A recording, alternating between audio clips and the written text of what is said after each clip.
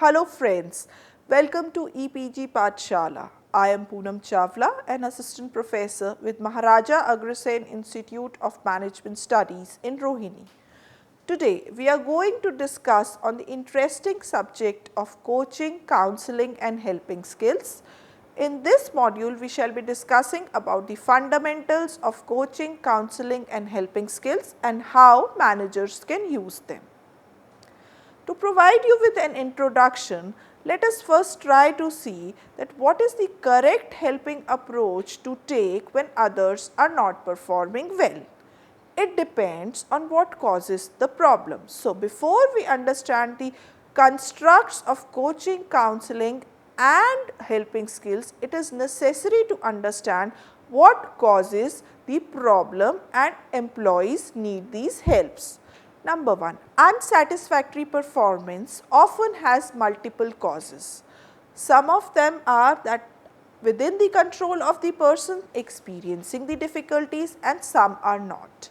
Here are some questions that you can ask to determine what type of help would be most appropriate. Is the person aware that the performance is unsatisfactory? If the answer is no, yes, you can start by providing the feedback. Does poor performance occur because others are not really sure what is expected out of them? If so, you can provide them with the clear expectations. You can refer to chapter number 7 on goal setting for this. Is performance hampered by obstacles beyond the person's control? If this is the case, determine how to remove these glitches and obstacles. Does the person know how to do a task? If he does not know how to do a task, provide him coaching or training. Is good performance followed by negative consequences? If this is the situation, yes, determine how to eliminate these negative consequences. Is poor performance being rewarded by positive consequences? If it is, determine how to eliminate the positive reinforcement. If all of these steps have been taken to ensure good performance and employees are still not able or willing to perform well enough, it is time to try counseling to see if it is a personal problem. Although there are differences in coaching, counseling and mentoring, common steps should be taken before any of the methods are adopted during and after the helping sessions. They are summarized below. Please remember the following points prior to the helping session.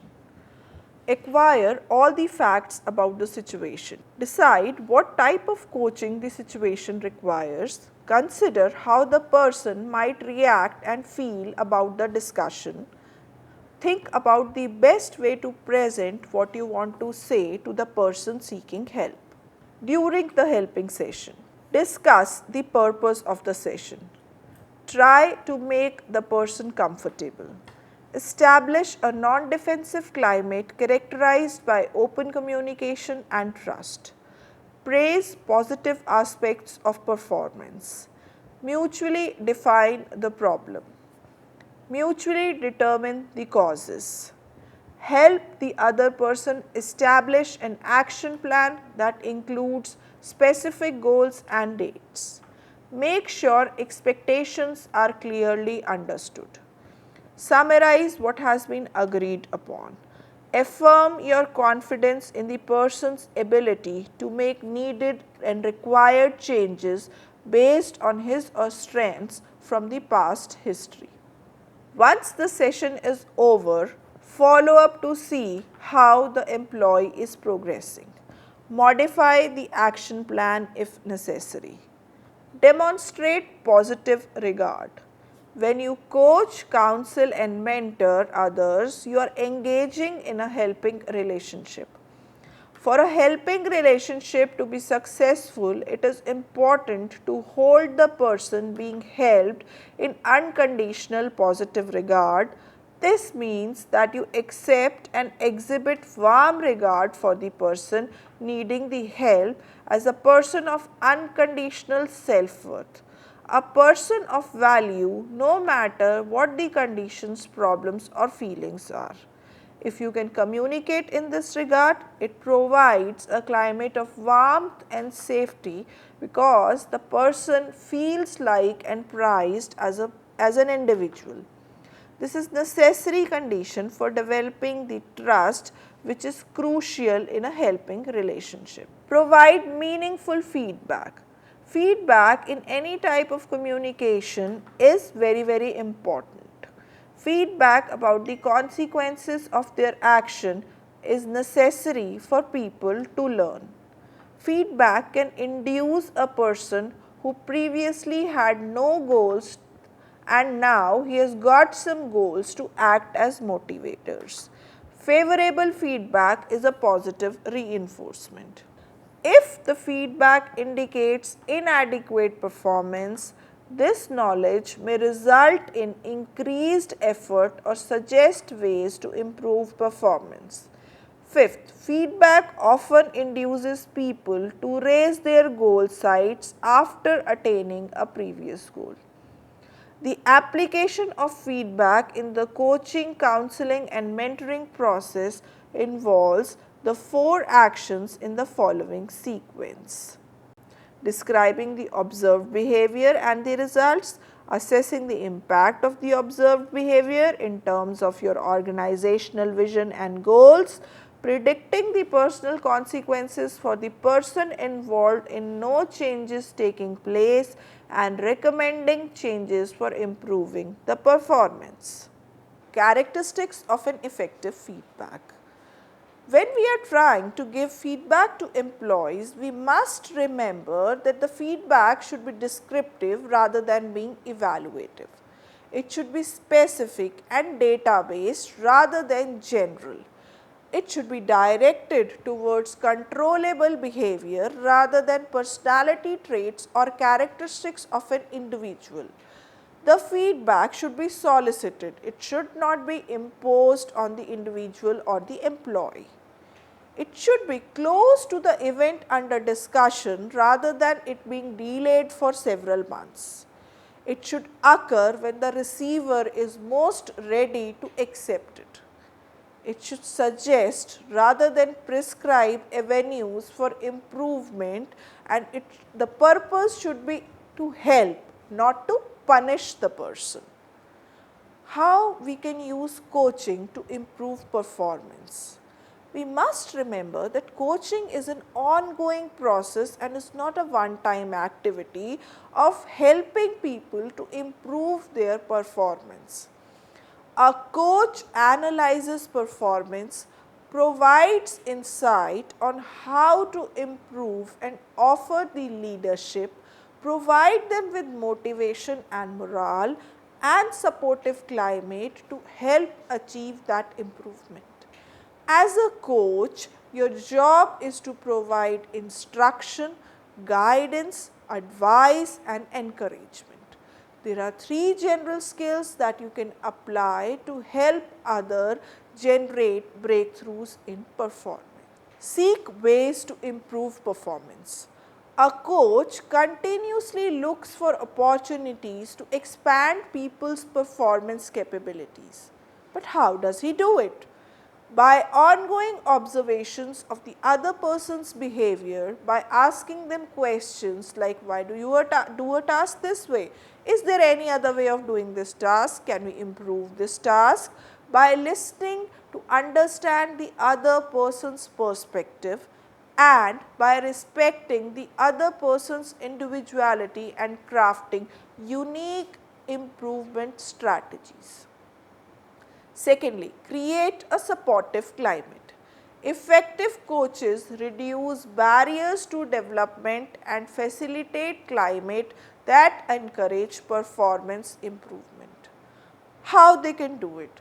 Through active listening to promote free and open exchange of ideas, by empowering others to implement appropriate ideas that they suggest, by being available for assistance, guidance or advice if asked, by being positive and upbeat to provide encouragement.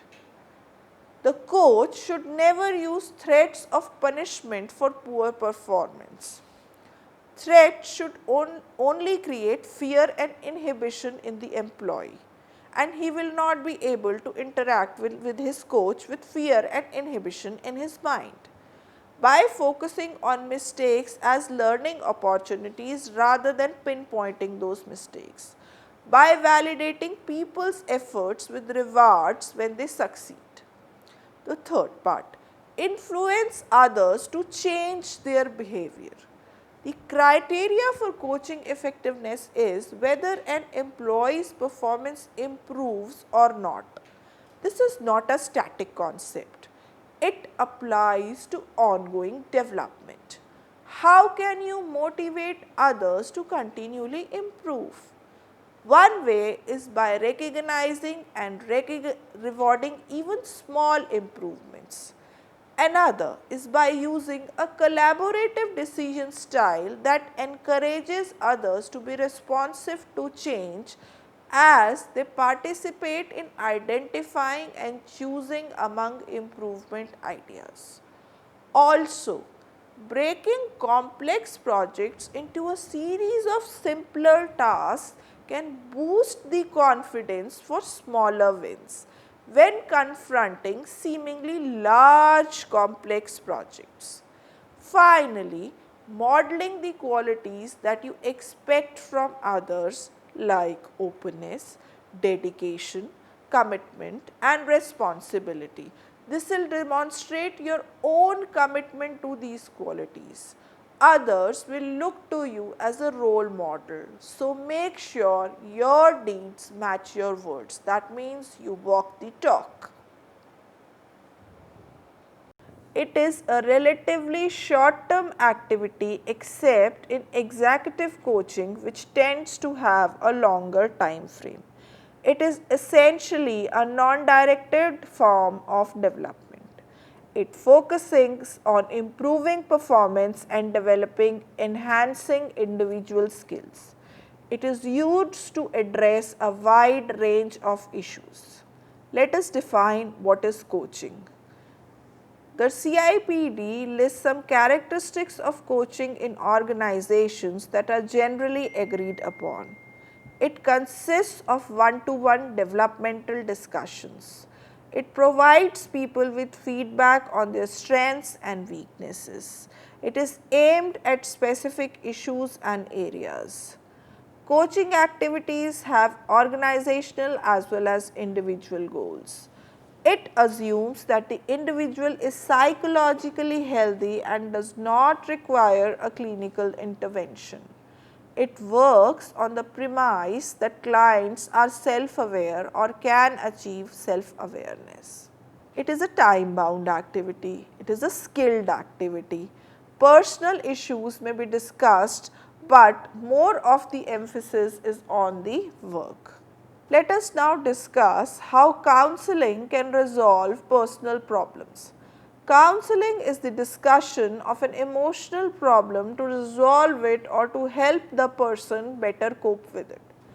Examples of problems that might require counseling are divorce, serious illness, financial problems, interpersonal conflicts, drugs, domestic or alcohol abuse, or frustration over a lack of career progress.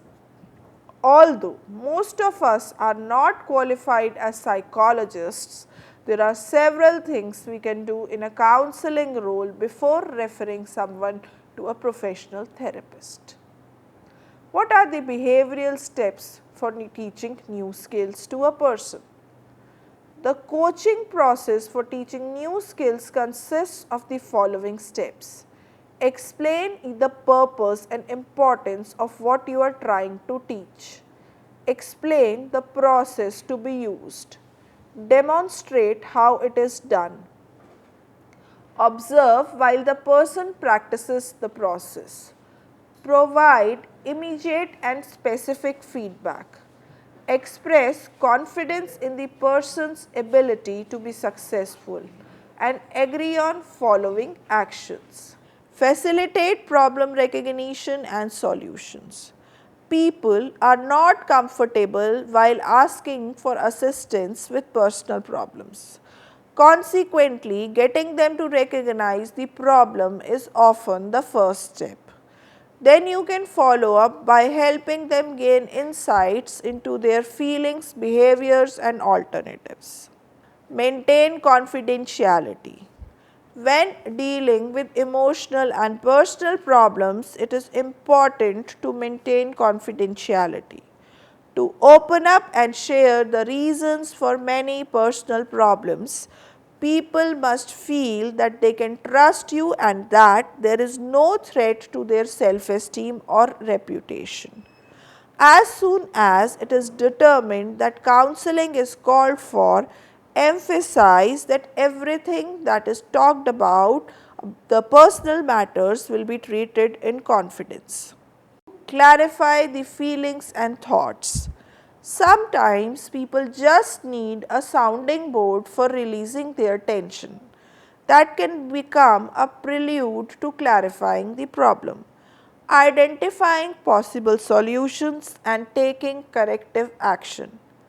Emotions typically cloud rational thinking. Counseling can help people sort out their feelings into more logical and coherent thoughts. As a counselor, you should be more supportive and you should provide reassurance to the person in distress.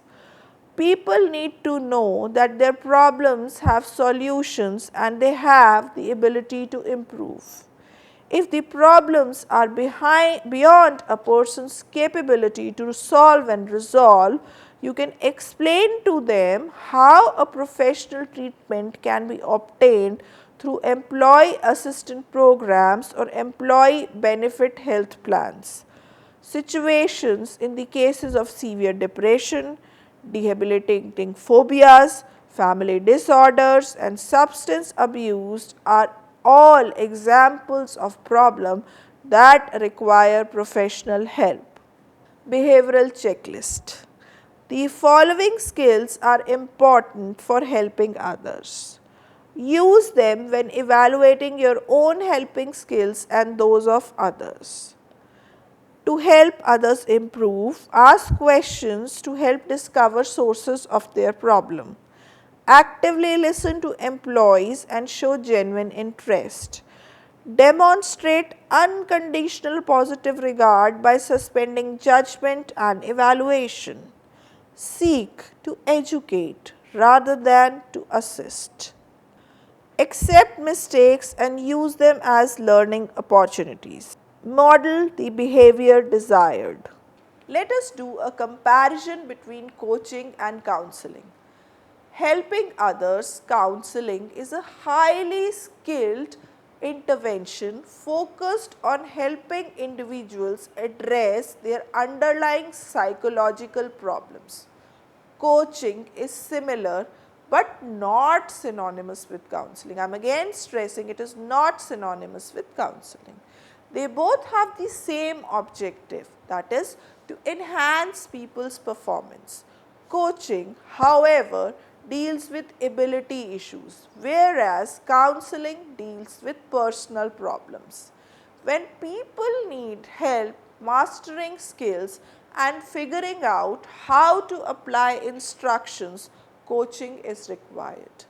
Both coaching and counseling essentially apply to the problem solving process. Listening and understanding and identifying the problem, clarifying alternatives, deciding on an action plan, and implementing that action plan. Both also require the same behavioral skills: establishing a supportive climate, active listening, being non-judgmental and understanding, solving problems jointly, and educating employees to solve their own problems rather than assisting them by doing it yourself. To clearly understand the difference between coaching and counseling, a tabular representation has been given in the forthcoming slides. Now let us look at the summary of the module. The summary of the module depicts that what is coaching, what is counseling, and as helping skills, coaching and counseling, how they can be used in the organization. What are the capabilities of a coach, how a coach should behave, and when should you counsel a person. A clear distinction between coaching and counseling is also provided in the module for better understanding. Thank you. I hope you understood the module well.